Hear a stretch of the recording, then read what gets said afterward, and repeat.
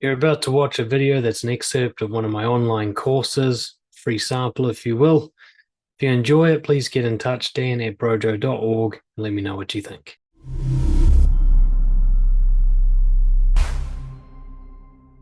Let's talk about probably the main thing you need to talk about, managing your emotions during a conflict or a confrontation. One of the main reasons people don't get into confrontations and refuse to set boundaries is because they're worried that emotions will get out of control. They're worried that the conflict will get heated and that they won't be able to handle it, or they're scared of the other people's reaction, or that they'll be embarrassed by their own emotions. And so if you can give yourself permission to have emotions and that you feel safe that you'll be able to manage these emotions, then there should be very few barriers to prevent you from having a conflict or a confrontation. Probably a key thing to keep in mind is that managing your emotions is not the same as controlling them. Controlling emotions is what most people try to do, and it does not work. And it's the reason that people get into conflict. It's the explosion of emotion that comes from you trying to push it down or trying to mold it or trying to get your hands around it. Managing emotion is really not about managing emotion at all. It's about managing your behavioral response to emotion. See, emotion can be allowed to run free just so long as your behavior is not allowed to run free. See, control is suppression and prevention, hiding emotions, rationalizing them away, pretending you don't have them, holding them in. We're not going to be doing that. That's control. We're going to talk about managing your response. One way to look at it is managing your response is reacting in a helpful way to emotions that you can't control and should not try to control. If you're okay with all the emotional range, be it anxiety, fear, anger, confusion, disgust, plus the pleasurable ones, then there's really nothing to be controlled here. Any emotion is fine, just so long as it isn't followed by a behavior that hurts your life or hurts other people. We grow up with emotional shame. We think emotions are bad and wrong because we so often associate them with bad behavior. We have this limiting belief that emotions equals certain behavior, like fear equals running away and backing down, anger equals violence, disgust equals cruelty and bullying. But that's only sometimes. That's only if people choose to react that way to the emotions. You don't have to react that way to emotions. So you can feel without requiring a certain response. You can be angry without raising your voice. You can be disgusted without saying nasty things to somebody.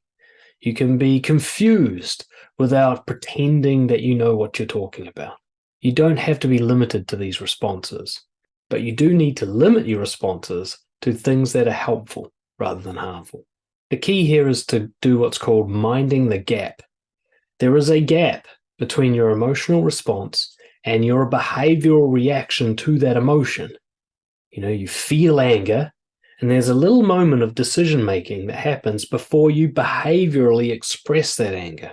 Whether you raise your voice and become violent is a choice. You don't have to do that. You can be angry and still remain a calm level voice and still be kind in your words. You can even say, I'm angry, without trying to inflict any pain on another person. You do have that level of control if you realize that there's this gap between your emotion and your response. A key way to mind this gap, and the most practical way to manage your emotions during a conflict, is to talk about them. I am feeling this way.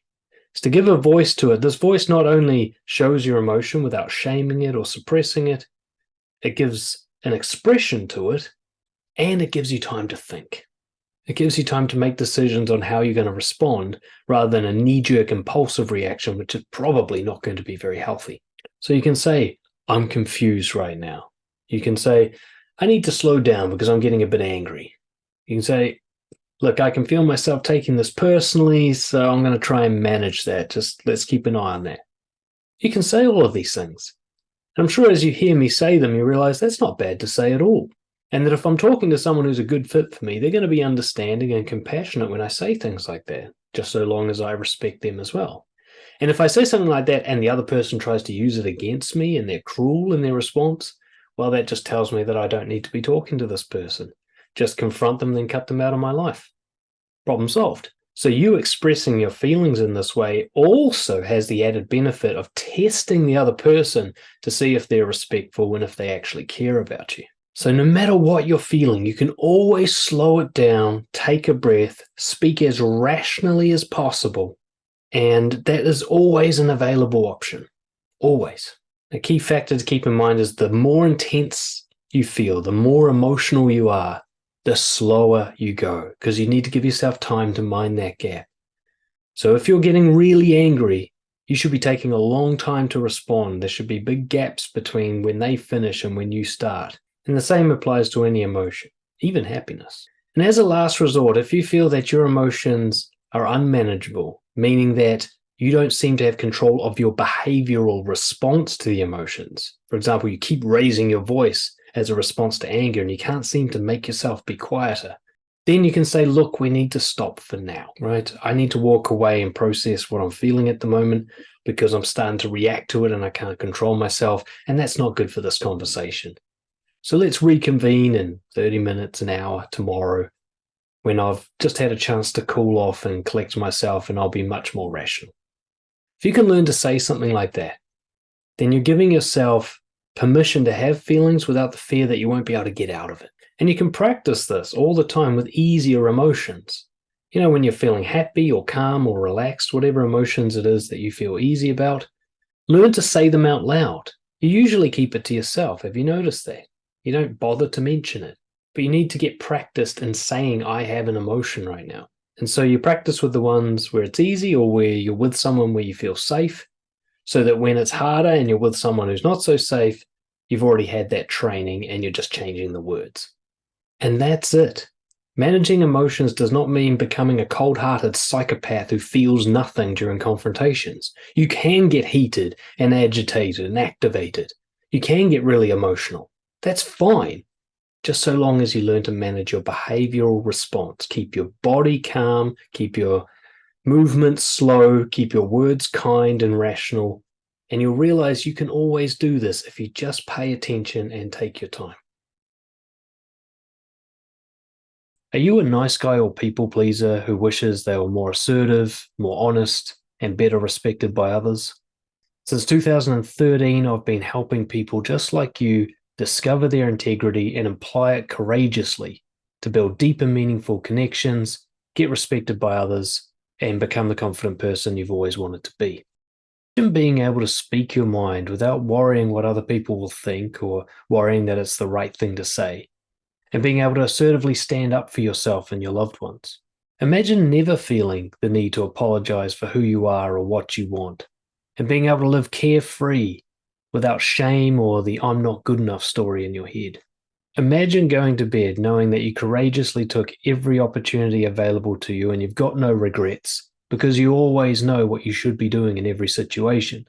I'm so confident in my ability to help people like you unleash your highest level of self-worth that I give people a free coaching session to test what I'm doing.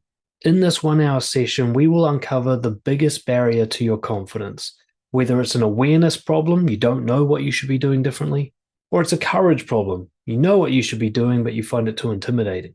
I will guide you to make a breakthrough with your behavior to get through that barrier in a powerful way without feeling terrified and without destroying everything you love. I've had some people find this first session so powerful that I never hear from them again simply because they didn't need anything more after that. It launched them into the highest level of confidence that they've ever experienced. And if that's the result you get, I'm good with that. One client put it, this session was more valuable to me than 3 years of therapy combined. So if you're tired of trying to keep everybody happy and you're sick of worrying what other people think of you and you're concerned that your people pleasing and conflict avoidance is going to damage your relationships, then come and have a talk with me. Worst case scenario, you get to experience what it's like to talk with someone who actually understands what it's like to be you. I've lived the nice guy experience for decades. I know it inside and out. I know that pain. Case scenario, and very likely, you will have such a powerful insight into a behavioral change that you can make in the next 24 hours to significantly improve your confidence, relationships, and career. All I ask is that you be honest, open to change, and willing to try something new. Why wait another 10 years to discover confidence when you can do it today? Fill out the brief form below to apply for a trial coaching session. Do this quickly because there are limited spots each month, and then I'll get back to you to book in a time to talk.